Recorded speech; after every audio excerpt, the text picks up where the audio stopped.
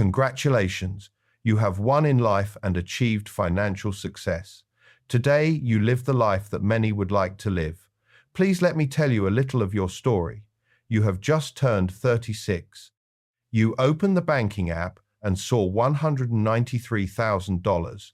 You have a brother who earns the same as you. In his account, there is only $7,800. What happened here? Let us understand. This distance has nothing to do with employment, luck, a degree, inheritance, or intellectual capacity. The entire distance fits inside a single choice you made 10 years ago that your brother did not make, and beyond that you made another decision we will talk about shortly, and that decision forced you to stay quiet while the entire world thought you were failing financially. The decision seemed small at the time. You bought a used car and decided not to replace it for a decade.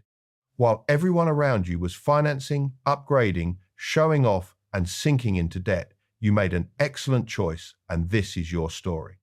To understand it fully, let us go back 10 years. You are 26 years old. It is a Sunday in March. You went to visit a used car lot on a noisy commercial street. The salesman who greets you wears a tight dress shirt and smiles before you even open your mouth. He calls you my friend on the first handshake, which lasts too long. It is the kind of handshake that tries to convey trust before you have asked for anything. He walks ahead of you, past the gleaming pickup trucks, the digital dashboards, the leather seats, and stops in front of a 2012 Corolla. Silver, fabric seats, 68,000 miles on it, and a scratch on the rear side that he describes with a calculated smile as a mark of character. You sit in the driver's seat. You observe the simple dashboard, the unpadded steering wheel. The car is plain, no electronic adjustments. Nothing inside it will impress anyone you know. Nothing at all. You pay $6,800 in cash. You leave the lot with the windows open because the air conditioning emits a hum that you will end up ignoring for the next 10 years. And it is curious how it starts like this, without drama, without speeches, without a grand plan. Just a cheap car that works and a little money left in your pocket instead of turning into an installment payment. That same evening, sitting at the kitchen counter, you pick up a notebook and do a quick calculation. $375 per month, applied with discipline over 10 years, accounting for the effect of compound interest. Compound interest works in a way that defies intuition. In the early years, the growth is slow, almost disappointing. But after the 5th or 6th year, the value begins to double at a pace that seems disproportionate to what you are depositing. That is why most people give up before seeing results, because the results take time to appear, and when they appear, they arrive all at once. The final number you calculate is large enough to make you reread it. Blink, and reread it once more. You tear out the sheet, fold it, stuff it in the kitchen drawer, and go to bed. That piece of paper still means nothing to you. But one day, it will. Monday morning, at the gas station. You put in $35 of regular fuel. The man at the pump beside you fills the tank of a dark BMW. He notices the Corolla. He notices you. He says nothing, but his expression speaks for him. At work, a colleague named Mike parks in the spot next to yours. Mike drives an Audi he clearly cannot afford to maintain. Mike was already smirking before he even closed the door of his own car. He points at the used Corolla and asks you, "Is this serious? Did you really do this?" You nod, yes.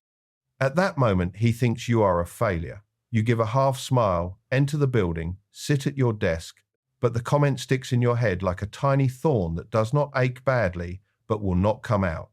6 weeks later, you go to lunch at a simple restaurant with Frank. Frank has known your father for 3 decades. He spent his entire career working in corporate finance. He is the kind of man who stays quiet for most of any conversation, and when he opens his mouth, every sentence is a portion of wisdom. You mention that you bought a used Corolla. Frank does not congratulate you. He chews, swallows, takes a sip of water, and looks you straight in the face. He asks, "Do you understand what an automobile really represents in a person's life?" You answer without thinking, "A means of transportation." He shakes his head, slowly, and in that gesture, you realize he is about to hand you something you did not ask for. Frank speaks calmly. The great majority of people do not buy a vehicle for what it does. They buy it for what it communicates.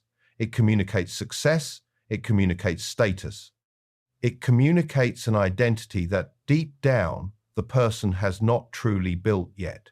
It is as if the car were a permission slip, a permission to feel relevant, to be treated in a specific way, to stop confronting one's own insecurities. When you bought that Corolla, it was the first time you refused that permission. And there is a term for those who do this on purpose. It is called stealth wealth. Wealth built in the shadows, while the rest of the world spends energy and money trying to appear prosperous. You reflect deeply on what you just heard. Frank finishes his coffee, folds his napkin, and before standing up, says something that will take you years to fully process. He says, 10 years from now, this lunch will have been the most valuable one anyone ever shared with me. You let out a small laugh. He remains serious. You drive home in the Corolla. You cannot yet measure the weight of that conversation, but it ripens inside you, layer by layer, over the months that follow. The odometer reads 85,000 miles. The driver's seat upholstery already has a wear mark on the left side. You have gotten used to it. On a Wednesday morning, you walk into a coffee shop and order a black Americano, $3.25. The girl at the register is 17 and holds a phone worth more than your car's annual insurance. She barely registers your presence. Through the glass, the parking lot fills up. 2 luxury electric sedans, 3 imported SUVs, a sports car parked diagonally taking up 2 spaces, as if making sure everyone notices. You observe the Corolla outside, alone among those cars. It looks like a set mistake. That evening, your younger brother Jordan calls. He is 22 and barely a year into steady employment. Jordan announces that he bought a car. You ask which one. He answers, a 2023 sedan, 0 miles, financed over 60 months, $540 per month. And, he adds, proudly, it fits easily in my budget. He did the math that everyone does. He looked at the installment amount and concluded it was feasible. But the real math is different. $540 multiplied by 60 months is $32,400, not counting interest and insurance. If he invested that same amount monthly over the same period with median market returns, he would have something around $40,000 working for him instead of working against him. That difference, which seems abstract on paper, is precisely what separates those who will reach 35 with assets from those who will reach 35 starting from 0. On Saturday, you go to his apartment. The sedan is parked in the spot like a polished showroom piece. Jordan circles around it the way people circle around objects they have not yet finished paying off. His phone vibrates. He glances at the screen. Something crosses his expression quickly. He puts the device away without answering. You say nothing. The car continues to be the car. Monday, Mike appears again, this time with new wheels on the Audi he also cannot sustain. He asks, still in the Toyota? You confirm. He tilts his head with that rehearsed compassion and says, financially, is everything okay with you? Do you need anything? You assure him that everything is fine. He walks away. You stay sitting inside the Corolla for half a minute, holding the steering wheel. The discomfort does not come from the money. It comes from the tone. Because when someone makes an intelligent financial decision that stands out from the visible standard around them, the world responds with pity. And that pity says far more about those who feel it than about those who receive it. It is an automatic reflex. People see an old car and construct a story of hardship. It never crosses their minds that that old car might be the smartest piece of the entire strategy. That evening, in the supermarket parking lot, a woman places bags in the trunk of a luxury SUV in the spot beside yours. She looks at the Corolla, looks at you, and comments, 2012? You confirm. She replies, smart. Those run forever. She closes the trunk and leaves. You stay there for a moment. That was the only compliment anyone paid the car in 12 full months. You go home, pull out the drawer, check the paper, the number has advanced, you put the paper back. The uncertainty begins to set in, but the car continues to be the car. 109,000 miles. The driver's door now requires 2 firm pulls to lock properly. You have mastered the move. Monday, in the company parking lot. Rachel, from the finance department, 44 years old, passes your car and stops. She carries that expression of someone about to extend a hand no one requested. She says, "Is everything all right? If you need anything, an advance, some help, you can come to me." Difficult seasons happen to everyone. You thank her with a smile, say you are fine. She walks away, convinced you are facing financial hardship. At that exact moment, you have $58,000 accumulated, but mentioning it would destroy the very strategy that generated those 58,000. At lunch, 2 colleagues sit at a nearby table without realizing you are there. One of them murmurs, "Did you notice his car?" The other answers, "I feel sorry for him. The guy works so hard." The first concludes, probably supporting someone in the family. You collect your tray in silence and finish the meal alone in your office. There is something particularly corrosive about people turning your financial discipline into a story of suffering. They look at what you drive and fabricate a version of your life that has no point of contact with reality. And the most paradoxical thing is that you cannot undo that version without giving up exactly what it protects. On Friday, at the supermarket, a neighbor recognizes you and mentions she knows someone who does vehicle maintenance at an affordable price.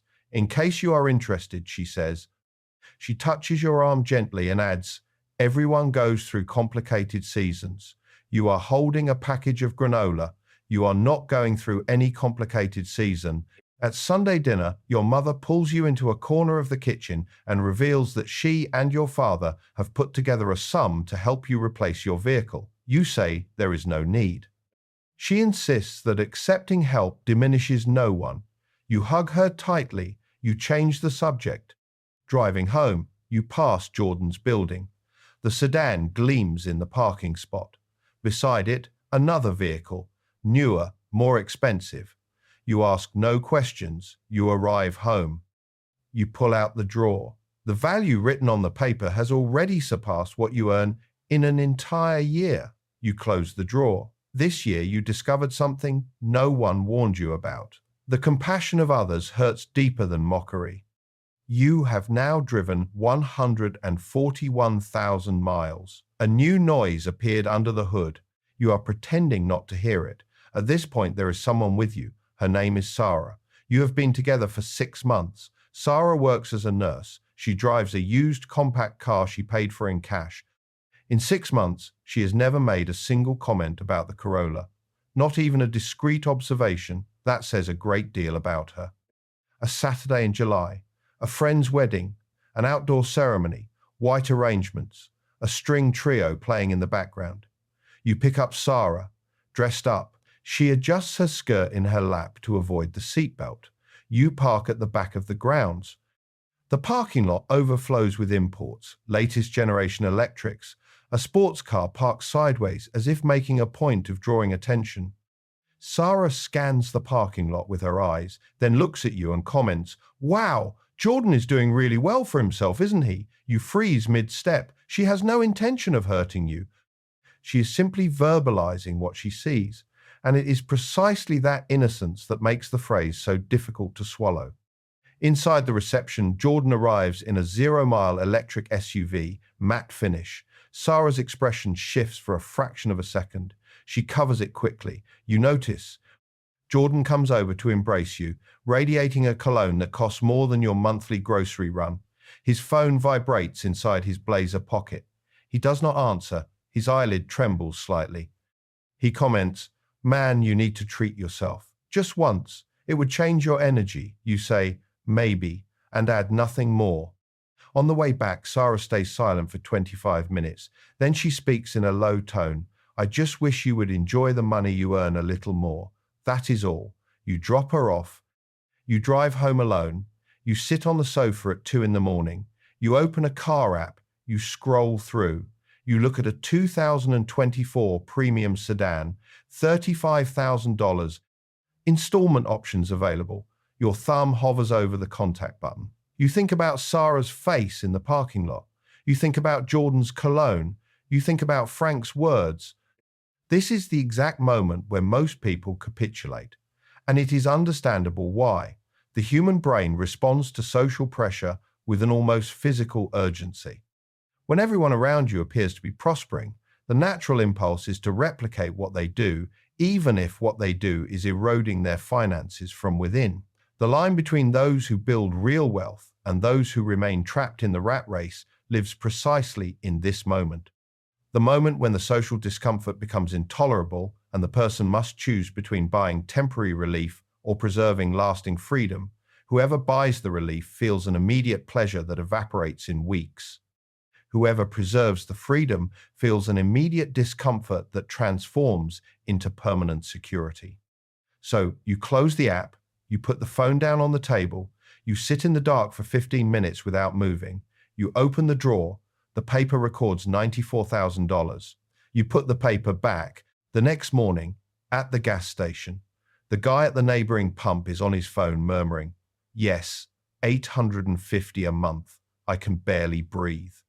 He hangs up, looks at you, flashes an automatic smile and says, "Good morning." You reply, "Yes, it is a good morning." Sarah sends a message, "Sorry for what I said yesterday." You do not have to change your car because of me. You stare at the screen for a long time. That was the night you almost gave up on everything. The car continues to be the car. 167,000 miles. The check engine light came on 2 weeks ago. The mechanic said it was a faulty sensor. It did not cost much in the end, $135. The light went off. Wednesday in January, 15 below zero outside. You walk to the car in total darkness, turn the key, and nothing happens. You try again. A metallic click, then nothing. Dead battery. You do not panic. You have been through this before. So you call the tow truck. The driver shows up in 15 minutes. 27 years old, thick beard, thermal coffee cup on the dashboard. The badge says Marcus. Marcus lifts the hood, connects the cables, examines the Corolla, and asks, "How long have you had this car?" You answer, "Almost 9 years." Marcus frees his hands on the cable and looks at you asking, 9 years? The same car? You confirm. Marcus shakes his head slowly and breaks into a wide smile. He says, "My dad had a Honda Civic for 22 years. He bought it in cash when I was 3 years old. He drove that Civic until I finished college. He paid for my education and my sisters with the money that never went to a dealership." You stand motionless in the cold. Marcus continues, "The neighbors thought he was stingy, but stinginess is when you refuse things out of fear of spending. My dad had no fear whatsoever. He refused the unnecessary because he could see something greater up ahead that no one else could see." The difference between those two behaviors looks subtle from the outside, but inside they are two opposite worlds. One is driven by fear, the other is driven by vision. The engine started again. Marcus closes the hood, gives the metal 2 pats, and says, "Keep her running," and he leaves. You stay inside the Corolla with the heat beginning to blow. You do not put it in gear for almost 2 minutes. Something shifted inside you. You cannot name it yet, but you felt it. That evening, drawer open, a new number recorded on the paper, $148,000. This time, you do not put the paper away. You leave it on the counter, visible. On Sunday, Jordan calls asking to borrow $2,500. You agree immediately, without hesitation. He thanks you and promises to pay it back next month. You do not ask why, because you already know why. You hang up and, for the first time in nearly 9 years, you understand with total clarity that you were never behind, not for a single moment. The feeling of falling behind only existed because you were measuring progress with other people's visible ruler. A new car, a larger apartment, designer clothes, an expensive watch. But true progress is almost never visible to the naked eye. True progress lives in a bank statement, in a spreadsheet, in a folded piece of paper inside a kitchen drawer. The car continues to be the car. It has now driven 203,000 miles. Thursday in April, a red light, a muffled bang comes from under the hood. A metallic grinding, then a sharp whistle, then nothing. The engine has finally died. You push the dead car into a parking lot on the corner. The mechanic examines it for over an hour, comes out to you wiping his hands on a grey rag and says, "Compromised head gasket. Repair would run around $2,000. Honestly, it is not worth it." You sit on a concrete bench outside the shop. The sun warms the back of your neck. There is no sadness. You take your phone out of your pocket, open your investment account, $193,000. You stare at the number for quite some time. 10 years of discipline transformed into 6 figures on a phone screen. Early that evening, Frank calls. Frank is 72 now, retired for 4 years. He says, "I heard the Corolla stopped. You want to know how he heard?" He says, "Your father mentioned it," and adds, "He is enormously proud of you." "Did you know that?" You swallow hard and say nothing. Frank continues, "Do you remember what I told you at that lunch 10 years ago? You say you remember every sentence." Frank laughs softly, and then he speaks with the serenity of someone who has watched people make financial decisions for decades. Most people do not buy an automobile, they buy a permission slip. You were the first person in 20 years who genuinely absorbed what I said. You wiped the corner of your eye. Frank closes with a phrase that will keep reverberating for weeks. You did not accumulate money. You conquered yourself. And he hangs up. That phrase carries a layer that most people ignore for their entire lives. When you truly save money over years with intention and consistency, what is being purchased is not a larger number in the statement. What is being purchased is options. The option to turn down a job that disrespects you, the option to wait for the right opportunity without being suffocated by urgency, the option to help someone you love without having to ask anyone for a favor. Financial freedom is not born from a giant salary. It is born from the decision not to burn what you have to appear to be what you have not yet become. That afternoon, you walk to a dealership near your apartment. You find a 2021 Corolla, 42,000 miles, $15,200. You pay cash. You drive home. The radio works without static. The air conditioning runs in absolute silence. The car fulfills the function a car is supposed to fulfill and nothing more. Your phone vibrates. Message from Jordan. "Can you call me when you can? Need to talk." You read it twice. You reply, "Come over." Jordan shows up at 10 at night, collapses on the sofa. He is 32 years old and looks like he is carrying at least 10 more. He says, "I am $61,000 in debt. $1,300 a month spread across 3 credit cards, a car loan, and a luxury watch charged to the card in installments. He is living at the extreme limit. This is the final result of the fake rich mentality extended across a decade. A person who earns a decent salary, who suffered no unexpected catastrophe, but who is nonetheless buried in debt because every financial decision along the way was guided by appearances instead of reality. Jordan's debt was not born from a medical emergency or a disaster. It was born from a sequence of choices that seemed insignificant at the moment they were made, one installment here, an upgrade there, a watch in installments, but that accumulated in silence until they formed a trap from which it is very difficult to escape. You make coffee. You sit in the chair facing him. Jordan looks you in the eyes and asks, "How did you do it? Tell me for real." You think about Frank in the restaurant. You think about Marcus in the cold. You think about Sarah in the passenger seat.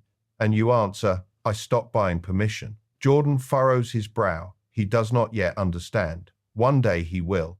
You drive Jordan back to his apartment in the new Corolla. You park in your garage near midnight. You remain seated in the driver's seat for a long minute with the engine off and your hands on the wheel. You think about the woman at the supermarket who said Corollas run forever. You think about Rachel, who wanted to extend you a loan you never needed. You think about Mike and the new wheels he could not sustain. You think about your mother in the corner of the kitchen with misty eyes. You think about Marcus blowing on his frozen hands at 6 in the morning. All those people saw an automobile. You saw a question. And the question was never about which vehicle to drive. The question was, who are you when no one is watching? Who are you when no one is measuring?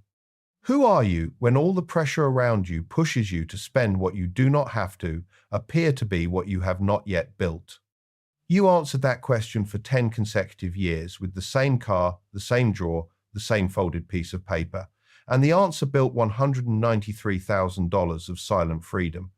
Wealth that no one watched grow, assets that no one applauded, stealth wealth in its purest form. Perhaps you are the person who's been driving the same vehicle for years and had never stopped to decipher what that truly communicates about who you are. Perhaps you are Jordan, and this is the most essential portion of everything you absorb today. Perhaps you have not yet made that choice, but the question is already there, waiting, in the garage, in the parking lot, at the dealership, in the app, open at 2 in the morning. It does not matter at what point on the road you find yourself. The question exists, and only you can choose whether you will face it. I want you to comment the following phrase, stealth wealth. Just comment that, stealth wealth. If you made it this far, it means you enjoyed the video. So subscribe to the channel, like the video, it helps the channel grow enormously. I will leave it here, and I will see you in the next video.